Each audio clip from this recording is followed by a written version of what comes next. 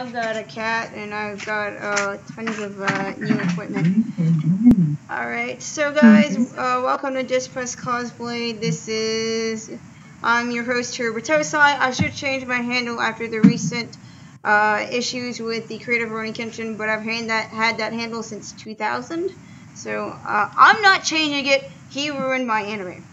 With that being said, here we are here with, let's see, can you tell everybody your name for me?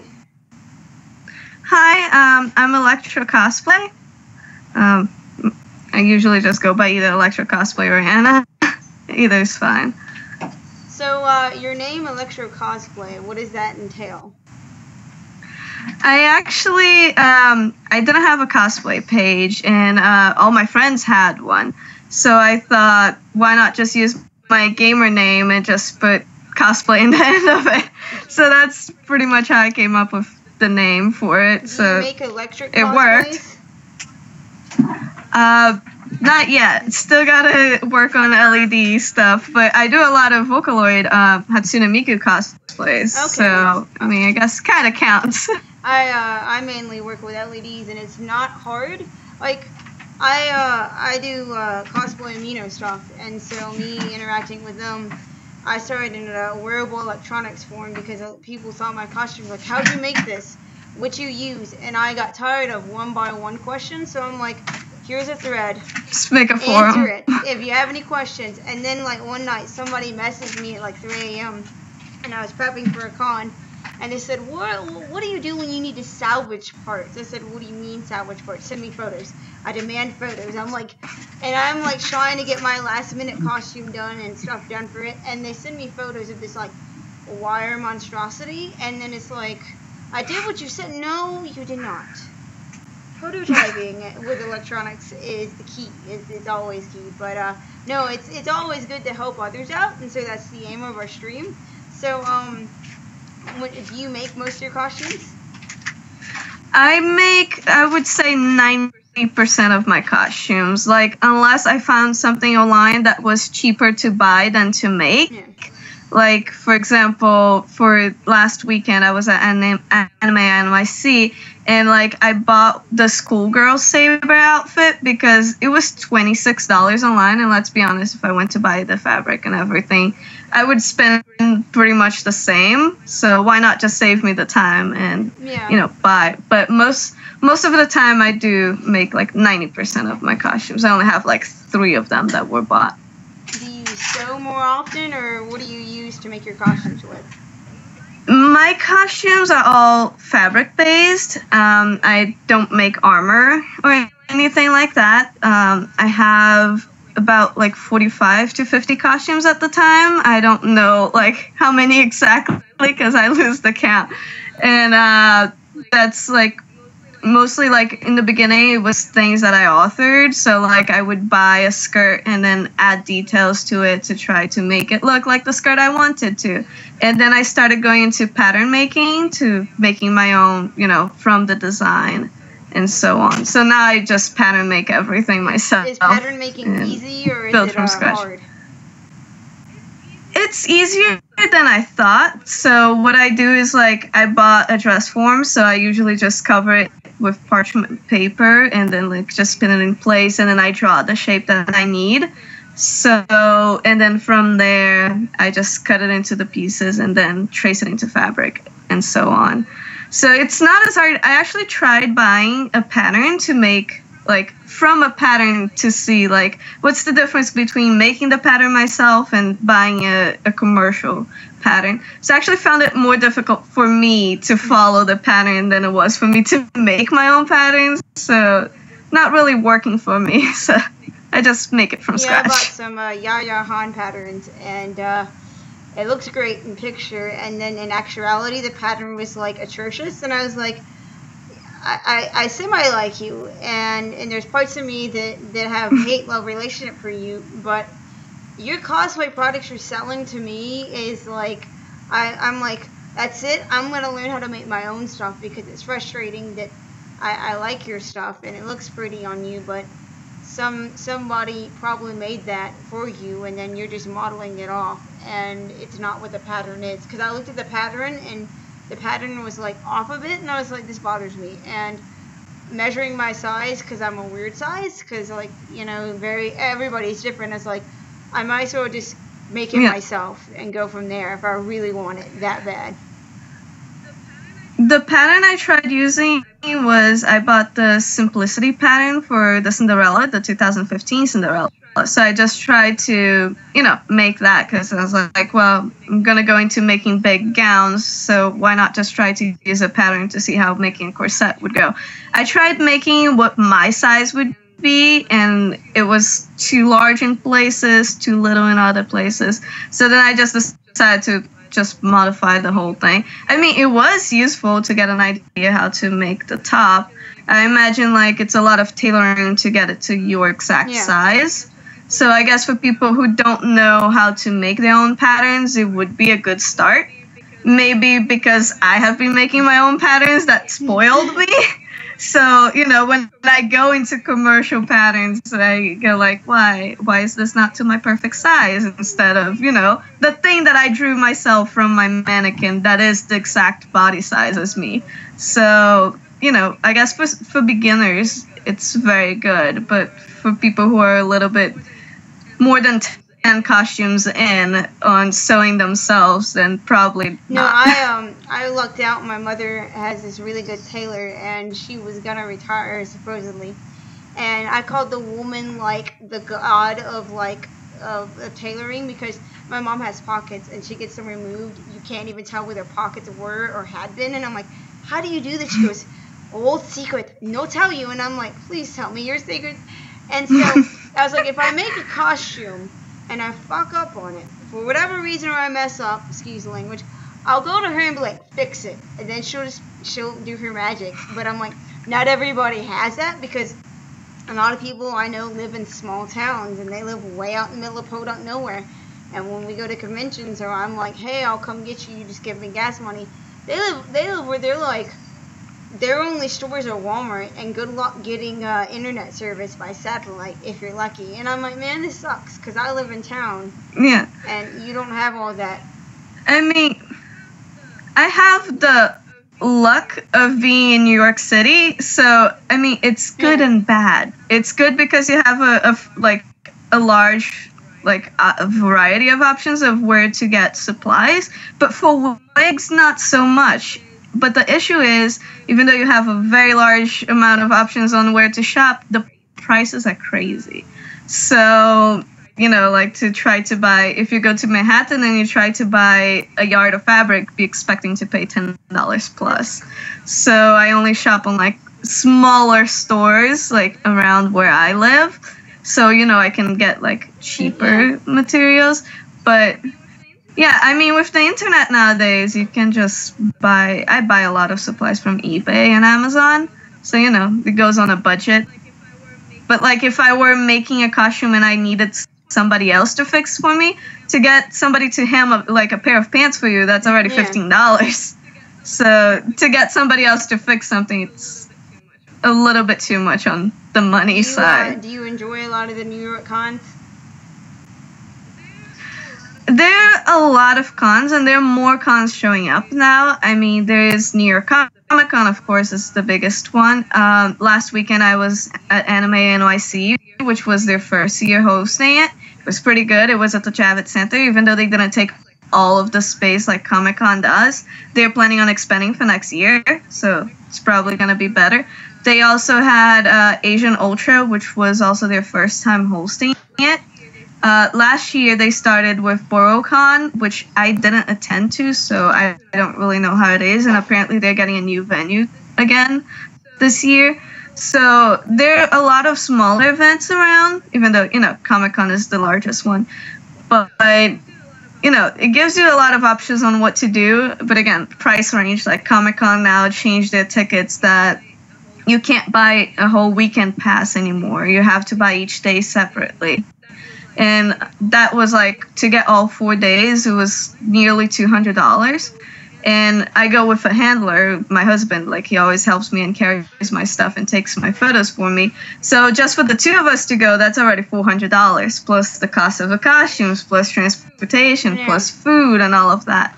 So cons in big cities can be very expensive. So don't just knock off, cons on smaller cities, going like, oh, it's small, it's probably not going to be as good, but you probably get more worth for your money than to be on a crowded space that you paid $200 to be in. Well, going from, like, one of my first conventions was, like, a 3-room con, and they made it out to be the greatest con on earth, and then I was like, then hearing about Florida cons and how good they were, and in actuality finding out that's a lie, because I'm based out of Birmingham, Alabama, and the guy I was with at the time was from Florida, and he's like, oh, these are great. Then hearing in actuality from people that went down there were like, these cons are like the worst cons ever. They're small, you pay $25 for the whole weekend, but you get what you pay for. And then going to this con is like, this is so small, and I realized I paid $50 for the whole weekend, and I wasted $50. Like, I could have saved my money.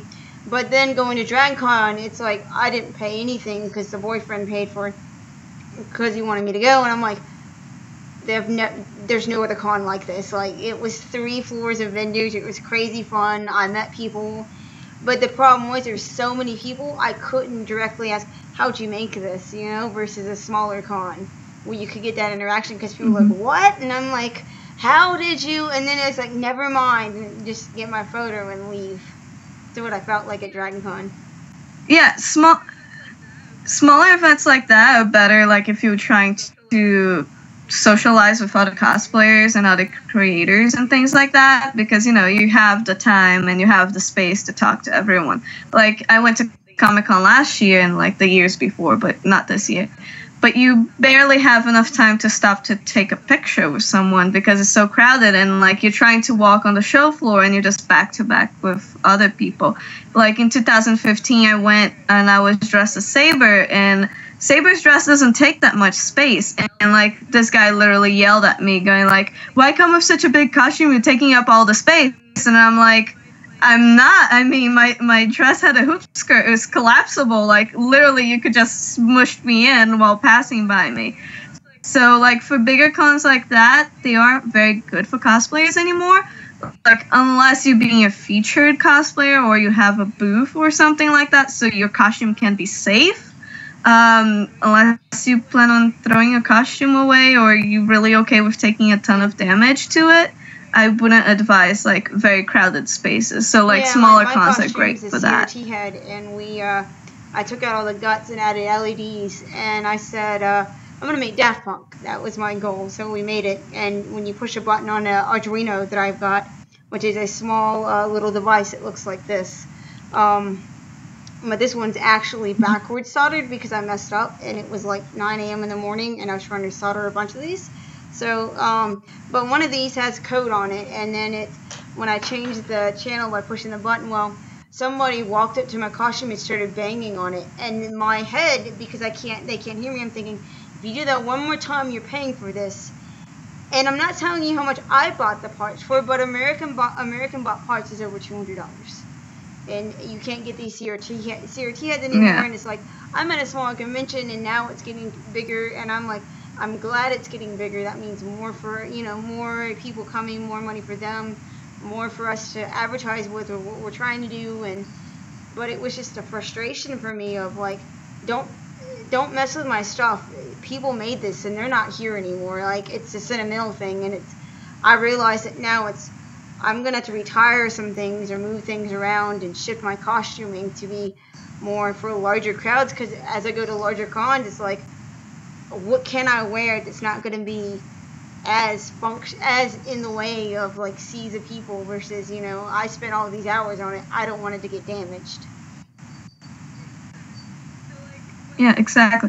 So like when sizing your costume, you always have to think a lot like about the size of the con. So, for something like very crowded like that, you can't take something very detailed that would break easily, like with people being around you. You also have to keep in mind like the weather and stuff like that. And like if you're going alone, you can't have a big costume with like a lot of pieces and carry your luggage with you. So, you know, it's always good to have an extra person and all of that, like someone who can hold on your things, or, you know, if you have a problem with your costume, can help you out so you can fix it. So, you know, it's a lot of like planning ahead you have to do for that. My hair is really long. It's actually longer than this wig. It hits my belt line. I read online one time from how long it is. Because I have like longer hair, and I had real long hair at the time, and I was going as a Lolita Pinkie Pie, and I needed to fix my hair up. And I remember that I was reading online, the lady trying to teach me how to do it Viva Pictures, and I was like, I need someone to like do this for me, because like braiding my own hair is like some kind of device, but then that might break, and then like, you know, it gets stuck in my hair and I'm screaming. So I'm like, how do most people with long hair like get their hair in the wigs? Because it was nearly impossible for me, like struggling to. The way I do it, it's like I split my hair into two sides, and then I make two braids, one on each side. And usually the braids start around here, so I can see what I'm doing in the mirror. And then I just crisscross them going around through the back and then coming to the front, and then I just spin them, like they go around my head twice. So then I just spin it all around, and then I use those wig caps, the one that's like fishnets that you can get all the way through your head, and then like just pull it up to the top, so that it covers all of it. And then after that, then I put on the wig, and then more, you know, pins around everywhere. Since, you know, for me to go to cons, I prefer to leave the house already in full costume. You know, I live in New York. Nobody's going to think I'm weird. There's crazier people outside. So I have to have my wig in a way that it's going to stand for a long time. Like last weekend, since I was in the contest for Anime NYC, I had to get there before 8 a.m. to get my contestant badge. And the contest only ended at 11 p.m., so I had to leave the house at 7 with the wig already on. So keep in mind that I had to spend all of that time, plus the time until I got home, to then be able to take it off. So I got home at like almost 1 a.m. and I had the wig on for the whole day. So it's very important for me, at least, to have it like very secure and a lot of pins in there to hold it in place. So it's just a matter of braiding it in and getting it around in circles. With the buns, but higher up. Yeah, but instead of putting the two buns here, just imagine that the two buns are inside each other over here on top. Because if you put it on the sides, then your head is going to look weird, because then you're going to have like all the spoj here and then like all the wig on top.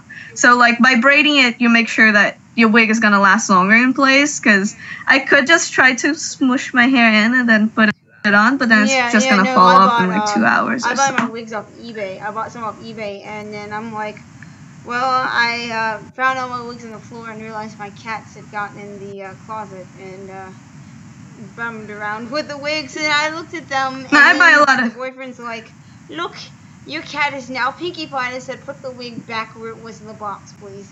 I was like, I'm going to have to buy mannequins and then like buy me a glass case to display everything, so I'm like, or get a house and have a dream room that's a cosplay room with everything lined up. It's the ideal. Yeah. I buy my wigs from eBay and Amazon too. Like, people go like, oh, buy Arda because it's a higher quality and such and such. And I'm like, if you think about it, I do use the same wig a lot for like the same character, but it's easier for me to just replace it than have to brush it a billion times every time that I use. So, you know, if you buy it from eBay or Amazon, depending on the seller you get, this was from eBay, you can just replace it easily. It's not like $100 that you're gonna be throwing away. It's probably like $15. So, you know, it's easier to take care of that. And I live in a house with 2 cats, so it's not like I can take out a Hatsune Miku wig and brush it all the way, those 120 centimeters of hair with 2 cats walking around. So that doesn't work. What is your favorite piece of equipment like you use for, like, what do you own for making your costumes? My sewing machine, because it's actually my second sewing machine. My first one died, sadly. I was like in the middle making a costume, and I had 2 days left for I was making it for Sakura Matsuri, and I had 2 days left, and I was stitching, and then it just died on me. So I had to run and buy another one. So I guess like the sewing machine is the most important piece for me because I'm not hand stitching all those things. So I had my first one was a brother, and I really liked it, and I actually liked it more than what I currently have.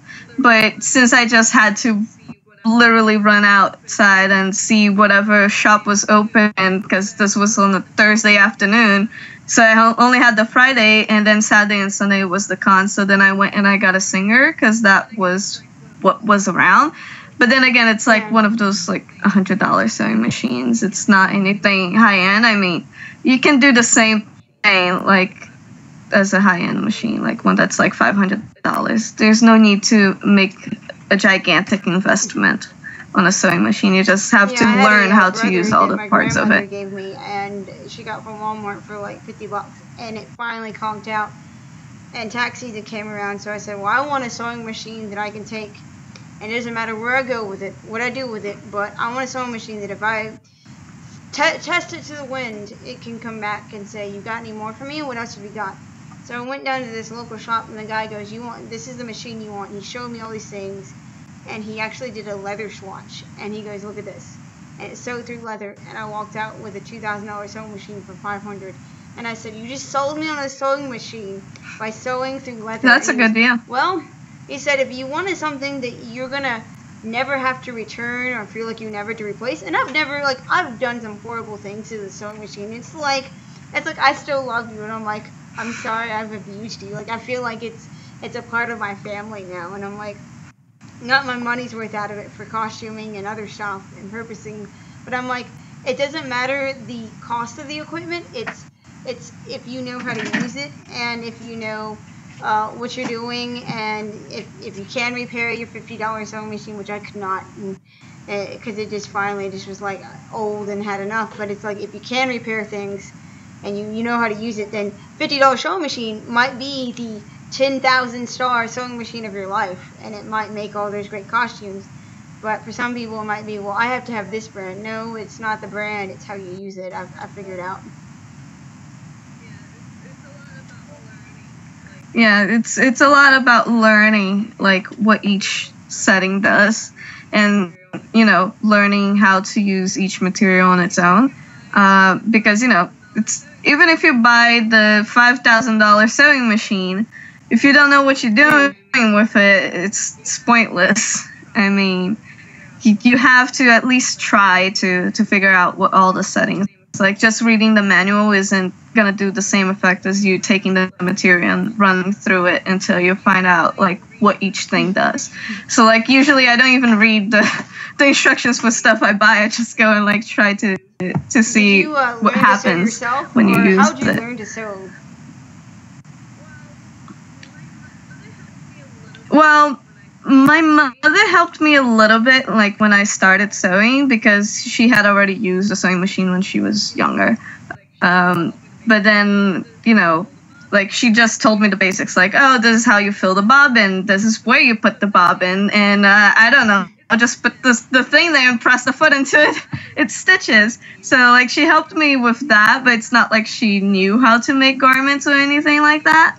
So a lot of my learning beyond of this is what it does was like by trying myself, or by looking up like YouTube videos of like, oh, like, how do I make a petticoat? Like, do I just like stitch a thing on a line and then just go around my body? Why isn't it poofy now?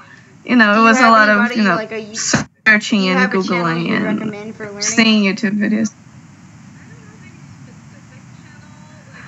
I don't have any specific channel. Like, I watched a lot of there's a girl on YouTube, I forgot her page name, but she does a lot of thrifted transformation things where she goes and buys a curtain and then she makes that into a lovely dress and stuff like that. I don't know her YouTube channel, but like, I watched a variety of people because, each person has their own way of making things. So if you just watch one person, just getting that one perspective on how things work. But if you watch like 10 different people, then you can learn and make your own steps for things, which I encourage more than, just learning to copy somebody else. It's very good to have your own process of making things. So, you can find out like more and learn like your own strengths like based on that. What has been your favorite one that you've made so far?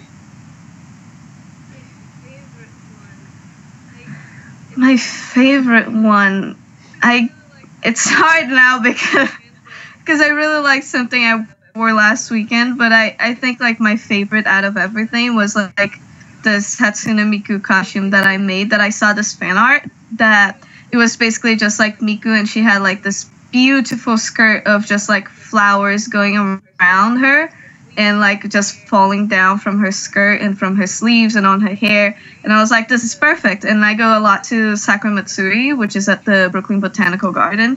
And like they have all the cherry blossoms at the time, so all the pink flowers everywhere. So then I thought I'll just try to replicate that. So I don't remember how many flowers exactly, but it was more than 5,000 little flowers that I made. And then I made it into like this long skirt on the back. And like, I really like how it came out. It's not the perfect thing to wear to a crowded space. I got stepped on a lot.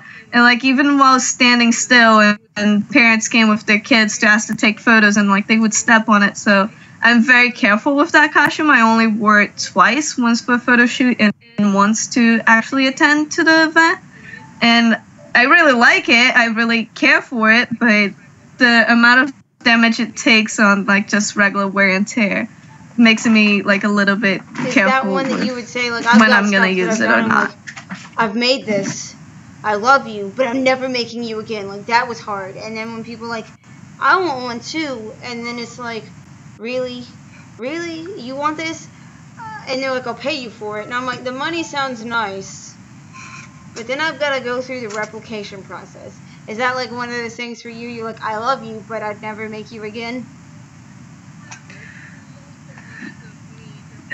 That was multiple months of me just sitting and burning my fingers with hot glue to make little flower petals and put them together. So, I mean, if anyone were to ask me to replicate it, that would be a lot of money, because it was literally months of my time. I think overall I spent a year on buying materials and like just hogging boxes of like I bought a lot of like those silk flower lace from the previous summer, and then just to have all year until the next spring, just making little tiny flowers by hand from the flower lace to make. I had gigantic trash bags full of flowers just to go and put them all on the skirt. So I guess if anyone were to ask me to replicate that for them, that would have a very high price tag. I mean, I could make it again, like, just would take a long time and a lot of money. But do I want to spend my time? And then I look at my watch, or I look what and then I go, well, please. And then I'm like, I normally am the person that's like, I won't make it for you. I'll show you how to make it, because I enjoy teaching other people stuff, because I find that, they're amazed by it. And they're like, then they realize that they're doing something. They're like, and then one of my friends is like, I'd rather just buy it from you. Why can't I buy it from you? So I'm like, look, here's the deal. I'll make you this, but there's several conditions and terms and stuff. And then they got back with me, they're like, okay. And I'm like, but you have to find this piece, because if you don't find this CRT piece, I'm not making it. I said, we can talk about maybe doing EVA foam for the head, but I've never done that. So you'll have to talk to my other friend, and she might tell you no. So it's... Yeah, like, I've had people ask me to make accessories for them, which, if I have time, and it's not like you asked me on Wednesday for a thing that you're wearing on Friday, if I have the time, I make. Like, I made headpieces for like 3 of my friends, and I've made a prop for another one. It was like the mace for Hawk Girl. So, like, if you give me enough time, I make things for my friends sometimes. But I've had people ask me, like, oh, make me the full Cinderella dress in pink. And I'm like, well, that you wouldn't wait to need until I'm on vacations and, have, like, a lot of time.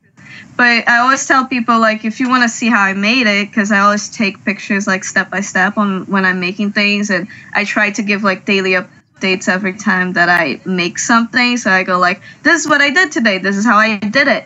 So, you know, and, like, I have it organized by, like, which costume it is. So each costume has its own album. So, you know, I tell people, you know, if you want to see this, like, just go to my page and see the album for it so you can try to replicate yourself. And then if you have questions, just send them to me.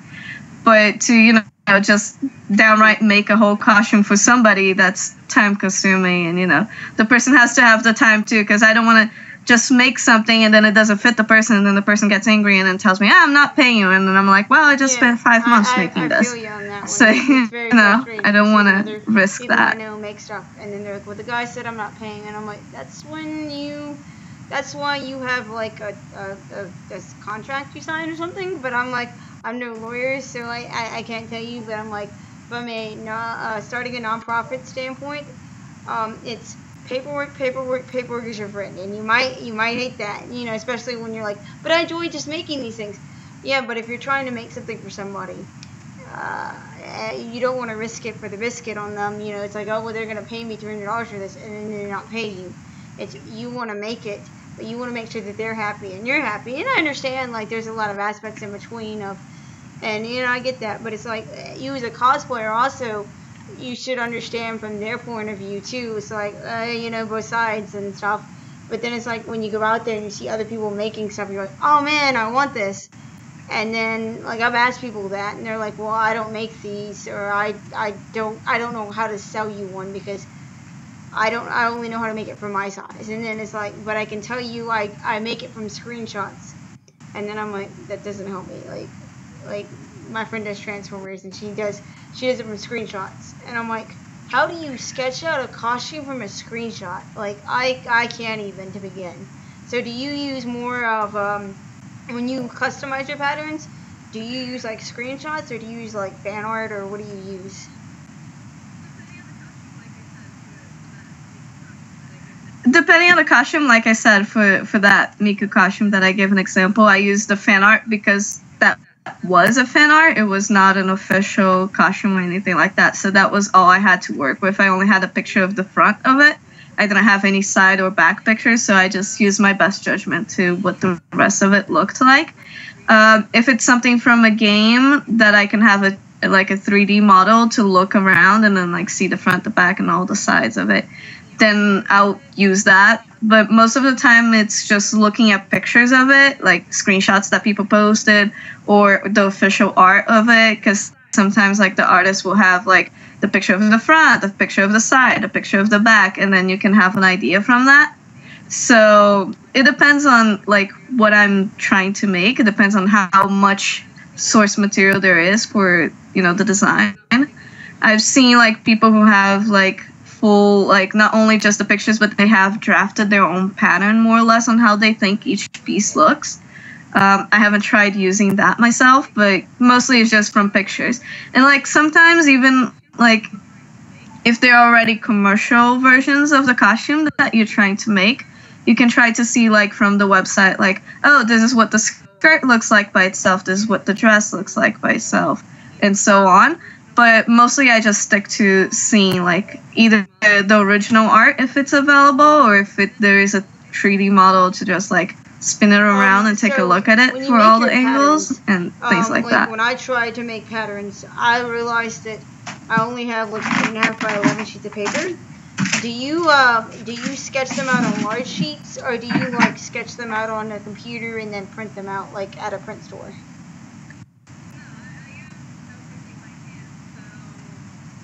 No, I use everything by hand. So, you know, sometimes I'll like recycle, you know, when you receive packages from Amazon or something, you know, this big brown sheets that they have that comes in the box. So I'll just tape that into the mannequin. Okay. Or, you know, parchment paper that you can buy the rolls that you use in the kitchen. So, you know, you just roll it around. So like most of my costumes, like the top is like tight fitting, like not like extremely tight, but you know, it's close to the body. It's not anything like too big like a coat.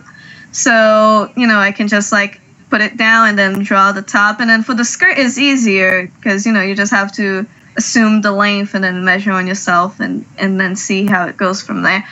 But if it's anything like a coat or a jacket or something like that, I try to see like my own jackets and my own clothes, like what more or less fits the shape of this, since it's loose fitting, and then I trace it into like a big piece of paper, like that I have around, and then from there I start to more or less sculpt the fabric into like the right shape that I want. Or did you make like a duct tape dummy? Yeah, I made a duct tape dummy first, but it didn't work very well because of the fact that, one, it was really light, because I wanted to make it transparent for some reason. I was like, I just want to have it clear so it looks cool. But that didn't really work because it wouldn't have a lot of support since it was hollow inside and it was just like getting crushed. So then I just decided to buy one on Amazon. I actually have two at the moment. One that I bought a little more expensive was like $70-something. And then the second one I got for $30. So one is a little bit larger than my actual size, and the other one is a little bit smaller. So the reason why I have that is that when I make the patterns, I make it on the larger one, so that when I cut it, it has like a little bit of space for the stitch. And then when I make the full thing, I put it on the smaller one. So, you can put it on and take it off easily, and I know it will fit me. So I have two different sizes for that. That are the crankable, and I'm like, that are the ones that you can adjust the size. But then I asked somebody, and the lady at the store, because I went to Joann's, because we have a Joann's down here, and she was like, I don't really know much about fabric other than I know that a lot of people that own these say that after a while the gears wear out, and then sometimes on some of them after they wear out it's just not, it's like loose. And then I saw online some, and I'm like, well, I'm gonna look because I'm gonna need one in the future, not just for me but for everybody. So I need something that's multi-purpose, because my group is like, here's all these cosplayers that are coming in and using my facility and my tool, the tools that we have for everybody to, because it's not everybody where I live has this, has this facility to work at. It's like, well, we all live in apartments or something. We don't have mass amounts of room, and I understand like in New York it's also the same way. But it's like here, it's like, well, let's have a space that everybody can come in and share and collaborate. So I was like, I need to figure out the best multi-purpose mannequin tool or something that people have. So it's like, well, I guess I'll have to do something else or figure out another option.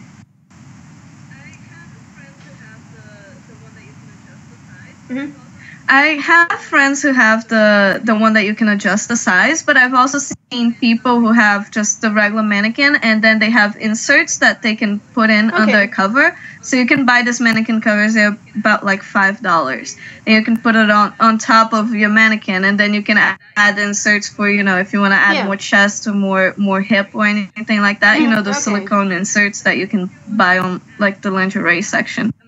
So you can just use that if you want to add, like if you have a mannequin but you want to let somebody who has a little bit of more bust to borrow it, so you can have them add those pieces on it, so you don't have to buy the one that you crank up the pieces to make it wider. Because the issue with those too is because since they're trying to fit every body type and every body size within it, it will, like, if you try to make the bust area wider, instead of, increasing, it's going to increase the whole thing by the same amount.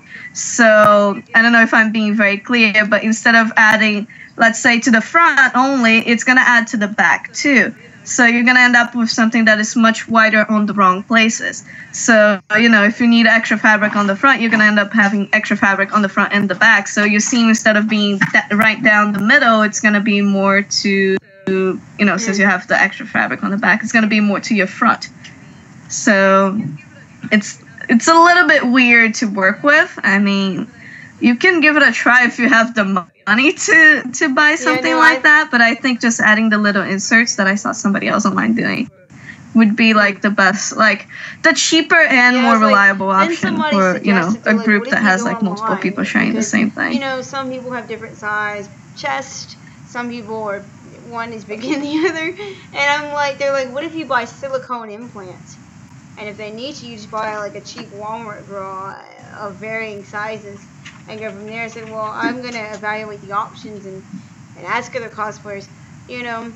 has any, what are your suggestions, and go from there. But the mannequin, I've never seen like the mannequin slip covers, so like I've only seen like the adjustable and then like the one size for one person thing, and I'm like, well, I am 5 feet and I'm petite, but like I've got a larger chest, but I'm like, it's very frustrating when you go to buy clothes or buy, it's like all this stuff is big in areas, small in areas, and I'm like, you know what, I'm just going to like start learning to make my own patterns and do this other stuff, because especially when cosplaying, that looks beautiful, but it's like the pattern would never fit right, like the patterns never fit right, and I get frustrated. So I'm like, I'm gonna invest the money into a good mannequin, and seeing like you've invested into 2 mannequins, that seems to be like a good fit for you, because it's like here you are with one size and the other, and it seems to work.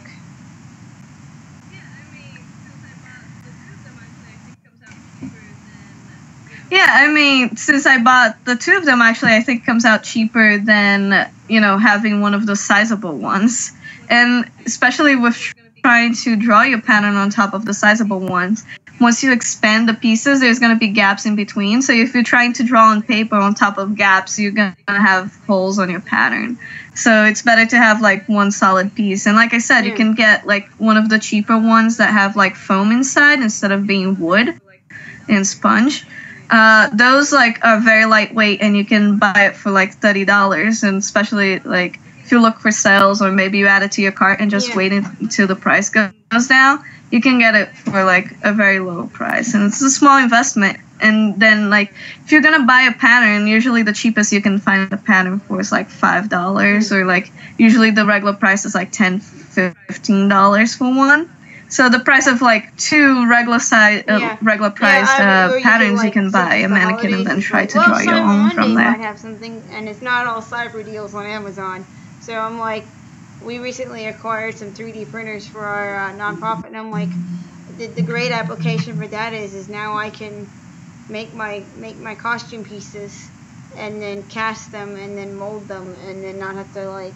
And then make my mold. So I'm like, I'm excited about that and working with that in cosplay, because that's a new feature that I've never really got to do.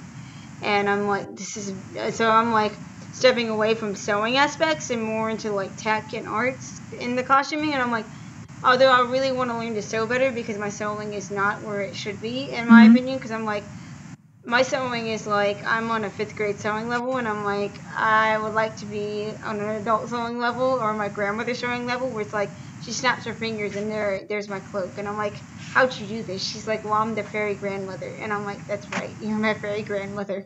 So it's like, learning and watching others is mind-blowing. So I'm like, to get there, I know it takes years and a while, like for other people, and then other people, like, they just are born with it. And I'm like, but hey, I mean, that's all about cosplaying, is meeting people and finding out, what their strengths are, this, and making your friends out there.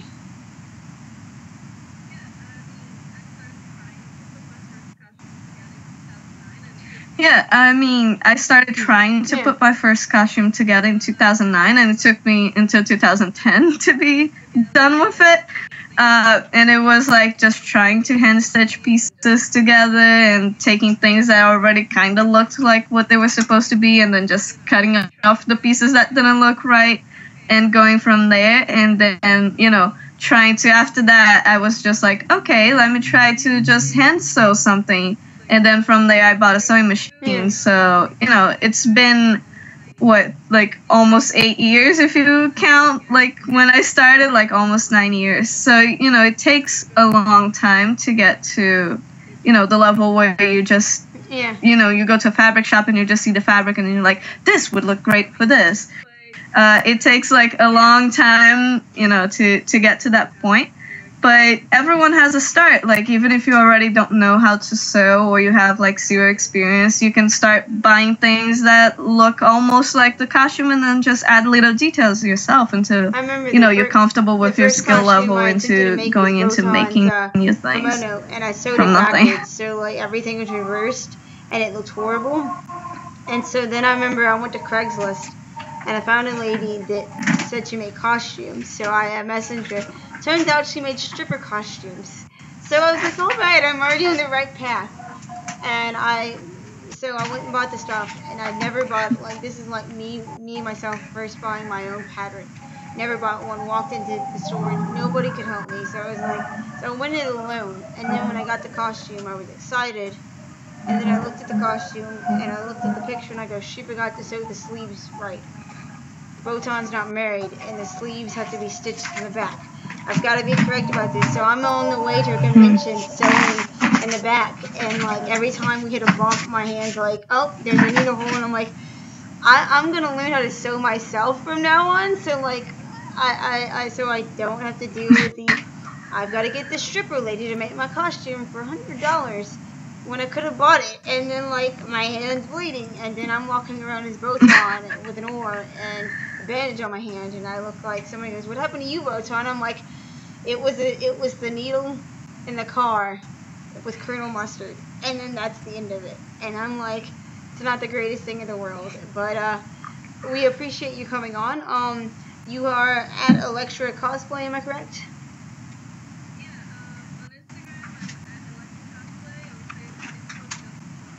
Yeah, on Instagram, I'm at Electricosplay. On Facebook, just look up facebook.com/Electricosplay. I also have a DeviantArt, but I don't use it that much. I just upload my favorite pictures so people can see it in high resolution. I mean, I'm more active on Facebook, so I try every time I make a new thing into my costume, I go and give the update of everything I did on that day. And people can find like all my previous costumes there too, and like things that I've done in the past. And if you have any questions on how I made something, I always see and just reply and try to give my best advice for people who are trying to replicate it. Like, you've been to it and you're like, I would try to go to this one every year.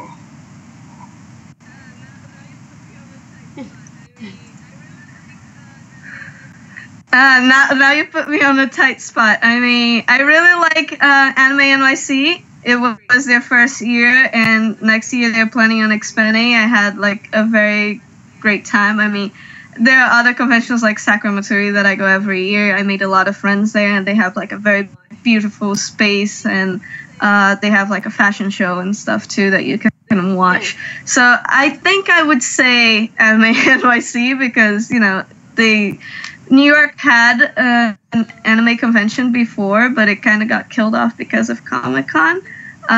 So I'm really glad that they're reviving that here. Yeah. And since there's anime, and you know, I did just get a prize from them, so it's a little bit hard to go and say like I didn't like it. I mean, I really liked it a lot, and you know, price-wise, it was great too, because $60 for a 3-day con, and in a big venue, it was like a very good deal.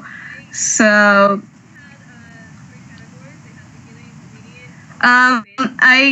they actually had 3 categories. They had beginner, intermediate, and advanced. To apply for beginner was people who never won any awards. For intermediate was people who had between 1 and 3 awards, and advanced was people who had 4+. When I applied back in September for the contest, I only had 3 awards, so I put myself in the intermediate category. But then in October, I won my 4th one, but it was too late to change my application. So I went as an intermediate anyways. Apparently nobody applied for the advanced category, so I would just be lonely there anyways. So I got best character portrayal for the intermediate category. Guys, our YouTube channel is a bunch of random capital and lower letters. If we get 100 subscribers, this means that we can be YouTube whatever and our name, and not this long lengthy title that you have to subscribe to. And according to the University of Zurich, subscribing and is generosity, or being generous it makes you a happier person. So subscribe, I guess, because we're going to be interviewing more cosplayers, and hopefully in the future show you videos of us doing cool things and making stuff. So then you can say, well, I want to make like I want to make Sengoku Astray Gundam, and then, you know, I've got somebody that can say, well, here's how I make Transformers. It's not exactly that, but the application is similar, and go from there. So tune in, and we will subscribe to you as well if you subscribe to us. And thanks for tuning in, and I appreciate you coming on. Also, if you feel like liking our page, do so, and we can send prizes out to people who come on, if you'd like one. And thanks, and have a wonderful evening. You're welcome. Bye. Thank you for having me. Okay. Yeah. Bye.